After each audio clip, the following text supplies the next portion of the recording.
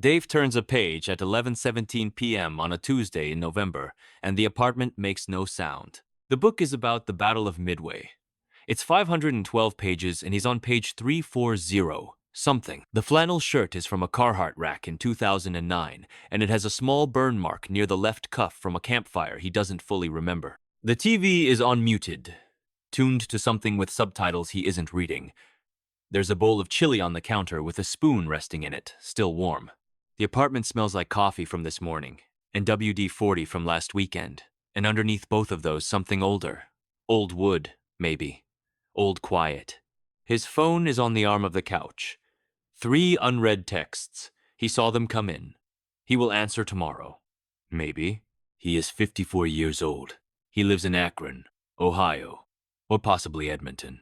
Alberta, the geography doesn't matter much because the apartment is the same apartment. Same lamp. Same stack of library books on the floor next to the couch. Same particular quality of silence that only exists when nobody is coming home. He is not waiting for anyone. He is not sad about that. He finishes the paragraph about Admiral Nagumo's miscalculation, sets the book spine up on the cushion beside him, and stares at the muted television for approximately 45 seconds doing nothing at all. Then he picks the book back up. Millions of men live inside this exact scene tonight. Different cities. Different books, maybe it's The Fall of the Roman Republic, or The Engineering of the Panama Canal, or a well-worn Lee Child paperback for the 4th time. Different chili. Same silence. Same phone with unanswered texts. Same total absence of the feeling that anything needs to be different than it is. They are not broken. They are not lonely in the way the word is supposed to mean. They are not cautionary tales or red flags or data points in somebody's think piece about the male loneliness epidemic. They are men who figured something out. This video is about what they figured out, when they figured it out, and why it took everyone else this long to catch up. Before we go any further, let's name the assumption. The assumption goes like this.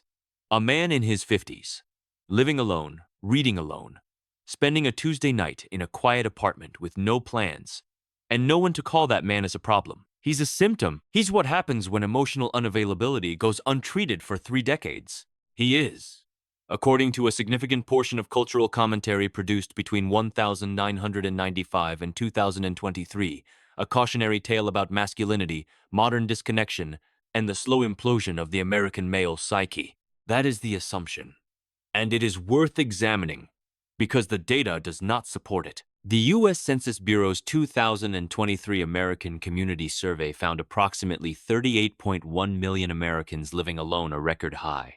Men over 45 represent one of the fastest growing segments within that number. This is not a fringe phenomenon. It is not a crisis cluster.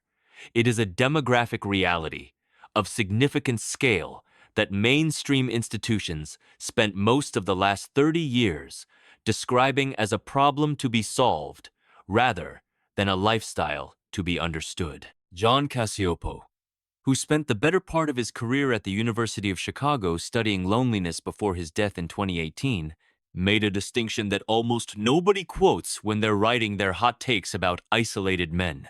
He distinguished between perceived loneliness, the subjective feeling of unwanted social isolation, and objective social contact. His work showed, repeatedly, that what matters psychologically is not how much time you spend with other people. It's whether your social life matches what you actually want. Dave's social life matches what he actually wants. That's not a diagnosis. That's a preference. And there's a meaningful difference. Here is what the institutions got wrong. And when they got it wrong, starting around the late 1980s and accelerating through the 1990s, a particular cultural narrative crystallized around the solitary man. It showed up in public health messaging, in best-selling self-help titles, in daytime television, and in the selective quotation of academic research. The narrative was simple. Connection equals health. Solitude equals risk. And a man who preferred his own company was either emotionally stunted or quietly falling apart. His own company was either emotionally stunted or quietly falling apart. The Harvard study of adult development is the most frequently misused weapon in this argument. Launched in 1938 and often described as the world's longest-running study on happiness and well-being, Its findings on the importance of relationships are cited constantly and almost always stripped of the context that makes them meaningful.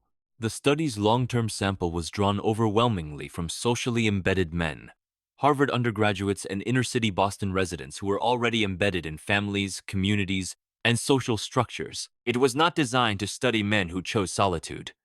Extrapolating its findings to men who actively prefer time alone is not science. It's an agenda dressed in footnotes. Then there's the self-help industrial complex of the 1990s.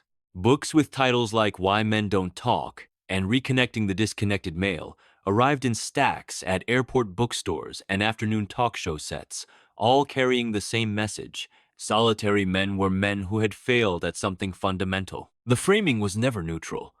It never asked whether the man in question was actually suffering. It assumed he was. That assumption was the verdict. It was delivered without a real trial, and for 30 years, it went largely unchallenged because the men it described weren't particularly interested in defending themselves to people they didn't respect. Which, if you know anything about Gen X men, tracks perfectly. Go back. Not to therapy. Just back. It's 1,979, or 1,983, or 1,986. The specific year matters less than the specific time, which is 3:45 inches the afternoon. You are 11 years old, or maybe 12, and you are standing at the front door of a house in suburban Ohio, or suburban Glasgow, or suburban Calgary, and the house is empty. You knew it would be empty. You have a key on a string, or a shoelace, or a plain metal ring around your neck, under your shirt, and you use it to let yourself in. The door closes behind you. The sound that follows is not silence. It's the specific layered quiet of a house with no adults in it, the refrigerator hum, the furnace kick, the particular creak of the floor under your sneakers as you walk to the kitchen. You make a bowl of cereal or a peanut butter sandwich, and you sit in front of the television and you watch whatever you want. Nobody has opinions about this. Nobody is asking about your day. For a few hours, this house is entirely yours. You were not, at the time, having a significant developmental experience. You were just having a Tuesday. But the nervous system is a patient teacher. Do something often enough, and it stops feeling like an event. The empty house stopped being something to get through and started being something to return to. The silence stopped being the absence of something and became its own texture, something you could read, something you could use, something that meant you were okay. By the time you were 14, you could spend an entire Saturday alone and feel nothing in particular about it. Not relieved, not sad, just steady. That steadiness didn't come from nowhere, and it didn't go anywhere when you grew up. Here is the part where the data catches up to what Dave already knows. John Cacioppo's foundational distinction between loneliness as a subjective state and aloneness as an objective condition is documented in his 2008 paper in the Journal of Personality and Social Psychology, co-authored with Louise Hockley. The study didn't use a small sample. It drew on the Chicago Health, Aging, and Social Relations Study, which followed hundreds of participants over multiple years. The central finding was this: loneliness is not about how much time you spend with people. It's about whether your actual social life matches your desired social life. A man who wants a lot of social contact and doesn't have it is lonely. A man who wants solitude and has it is not. The distinction seems obvious when you state it plainly. Almost no one in mainstream culture bothered to state it plainly. In 2018, Thuy Nguyen, Richard Ryan, and Edward Deci, researchers working in the tradition of self-determination theory, published a paper in Personality and Social Psychology Bulletin examining what they called solitude preference. Their research showed that individuals who regularly and voluntarily choose time alone demonstrate measurable benefits: higher autonomy, clearer self-concept, and better emotional regulation after solitude compared to those who spend time alone involuntarily. The key word is voluntarily. Choice changes everything. The same number of hours alone produces entirely different psychological outcomes depending on whether the person chose to be there. Dave chose to be there. Christopher Long and James Averill addressed this directly in a 2003 paper in the Journal for the Theory of Social Behavior, in which they mapped the positive functions of solitude as a category of experience, not a symptom, Not a deficit, but a distinct psychological state with its own benefits. Creative thinking, self-reflection, restoration of attention, and what they called freedom from the social world. They argued that the Western therapeutic tradition had systematically undervalued solitude because its primary framework was relational. If your model for health is connection, you will always pathologize its absence. Stuart Brown's research on play and early independent activity adds another layer. Brown, a psychiatrist who spent years documenting the developmental role of unstructured solo activity, argued that children who spend significant time in independent, self-directed engagement, which describes every latchkey kid who ever sat alone in an empty house with a television remote and no supervision, develops stronger self-regulation as adults. They learn to manage their own internal states without external input.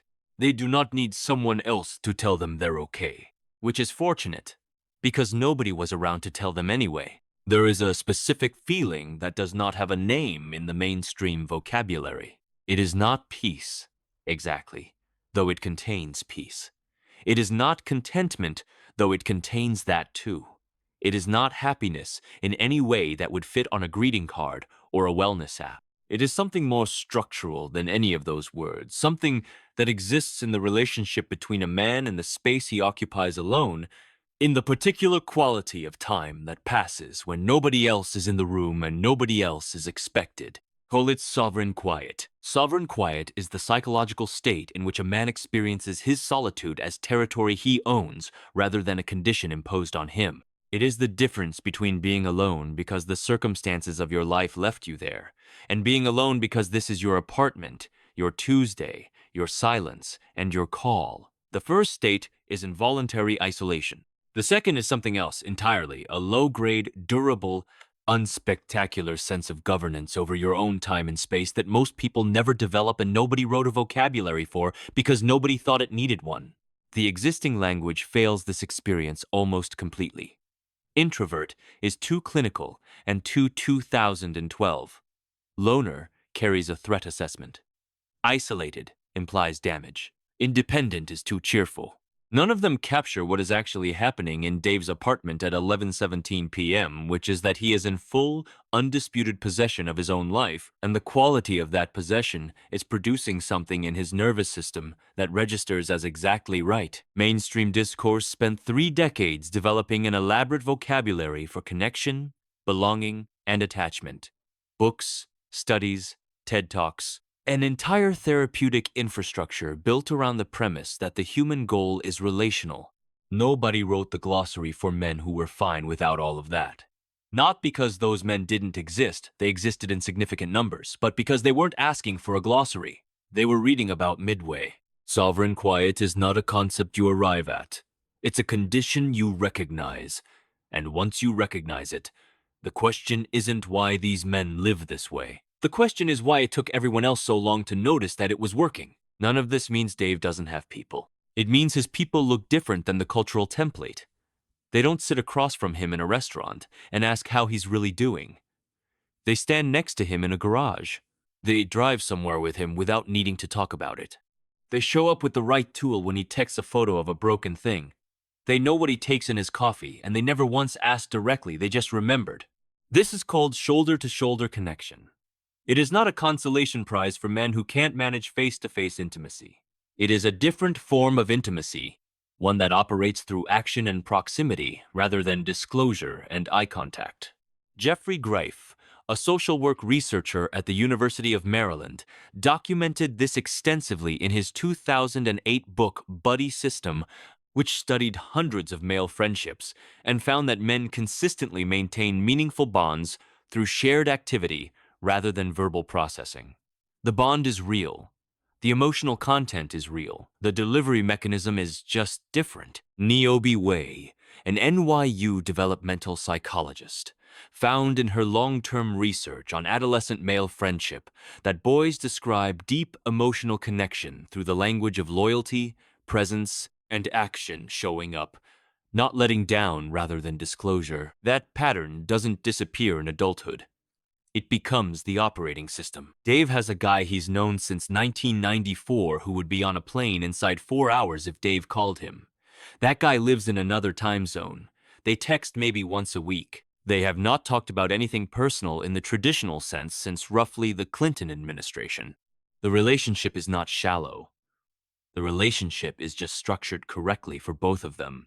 Let's be precise about what we are actually looking at here. The traits that mainstream culture spent 3 decades diagnosing as male emotional failure, the self-sufficiency, the preference for solitude, the discomfort with unsolicited disclosure, the capacity to spend a Tuesday night alone with a book and experience it as satisfactory, these are not symptoms.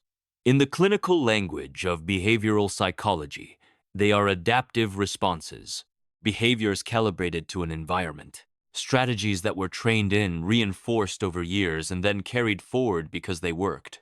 Evolutionary psychology uses the term behavioral calibration to describe exactly this: the process by which early environments shape adult behavioral strategies that are functional matches for the conditions that produce them. The latchkey kid who learned to self-regulate in an empty house didn't develop a coping mechanism in the pejorative sense.